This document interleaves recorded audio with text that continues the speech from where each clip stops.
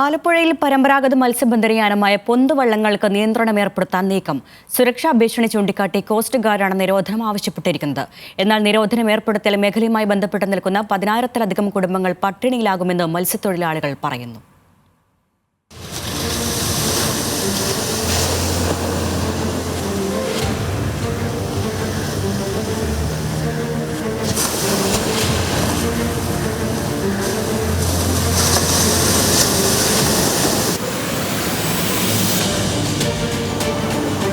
വലിയ തെർമോക്കോൾ ഭാഗങ്ങൾ കത്തികൊണ്ട് അരിഞ്ഞ് രൂപപ്പെടുത്തിയാണ് പൊന്തുവള്ളങ്ങൾ നിർമ്മിക്കുന്നത്. പുറംഭാഗം പ്ലാസ്റ്റിക് ഷീറ്റ് കൊണ്ട് പൊതിയും. ഒരാൾക്ക് മാത്രമേ വള്ളത്തിൽ സഞ്ചരിക്കാനാകൂ. മുട്ടുകുത്തി നിന്ന് ഇരുപുറവും ഉപയോഗിക്കാവുന്ന തുഴ ഉപയോഗിച്ചാണ് വള്ളം നിയന്ത്രിക്കുന്നത്. തീരത്ത് നിന്നും 2 കിലോമീറ്റർ ദൂരെ വരെ പോയി വലയിടും. മത്തിയാണ് പ്രധാനമായും വള്ളക്കാർക്ക് ലഭിക്കുക.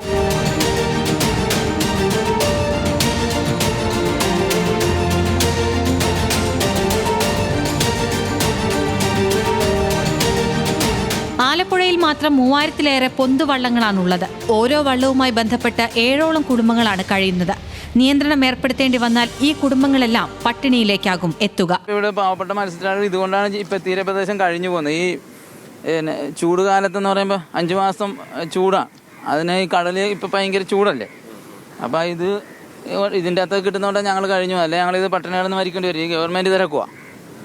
അവരിപ്പോ എന്തെങ്കിലും ഇലക്ഷൻ വരുമ്പോൾ 2 മാസം പെൻഷൻ പ്രഖ്യാപിക്കും, അല്ലെങ്കിൽ എന്തെങ്കിലും ആനുകൂല്യങ്ങൾ പ്രഖ്യാപിക്കുമ്പോൾ ആൾക്കാർക്ക് അതാണ് വലുതെന്ന് പറയും. വേറെ അതിന്റെ മുന്നോട്ടുള്ള കാര്യമൊന്നും അവർ ചിന്തിക്കുന്നില്ലല്ലോ. നിയമപരമായി കടലിൽ ഇറങ്ങാൻ അനുമതിയില്ലാത്തതിനാൽ വള്ളങ്ങൾ രജിസ്റ്റർ ചെയ്യാനാകില്ല.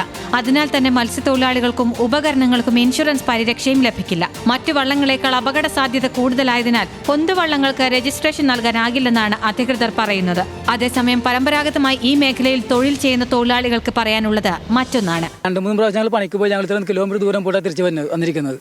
അപ്പോൾ ഞങ്ങൾക്ക് കിട്ടുന്ന 250 രൂപ വരുമാനം. ഞങ്ങൾക്ക് താല്പര്യം പോകാനായിട്ട് സർക്കാർ ഞങ്ങൾക്ക് ഒരു 1000 രൂപ ഒരു ദിവസം ഞങ്ങൾക്ക് ഞങ്ങൾ പണി നിർത്തിക്കോളാം.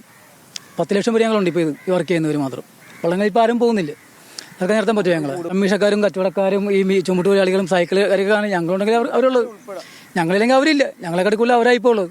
അവരെ നിലയിൽ ഞങ്ങളെ കൊണ്ടാണ് നിൽക്കുന്നത്. തീരദേശ ടൂറിസം പദ്ധതികളുടെ ഭാഗമായി ആരംഭിച്ചിട്ടുള്ള ബോട്ട് സർവീസുകൾക്ക് ഇത്തരം പൊന്തുവള്ളങ്ങൾ ബുദ്ധിമുട്ടുണ്ടാക്കുന്നുവെന്നാണ് മറ്റൊരു നിരീക്ഷണം. മണൽ ഖനന നീക്കം ശക്തിപ്പെടുത്തുന്നതിന്റെ ഭാഗമായാണ് സുരക്ഷയുടെ പേര് പറഞ്ഞ് നിയന്ത്രണമെന്ന് മത്സ്യത്തൊഴിലാളികൾ പറയുന്നു. മത്സ്യത്തൊഴിലാളികൾക്ക് അവരുടെ ജീവനോപാധിയെ ശരിക്കും തടസ്സപ്പെടുത്തുന്ന ഒരു തീരുമാനമാണ്.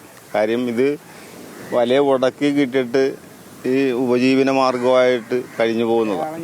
അല്ല കടലിൽ വള്ളങ്ങൾ എഞ്ചിനുമായിട്ട് പോയി ഇന്ധന വിലയും മറ്റുള്ളതായിട്ട് നോക്കുമ്പോൾ അത് തന്നെ പ്രതികരിച്ച് ശരിക്കും എന്ന് പറഞ്ഞു കഴിഞ്ഞാൽ മുന്നോട്ട് പോകത്തില്ല.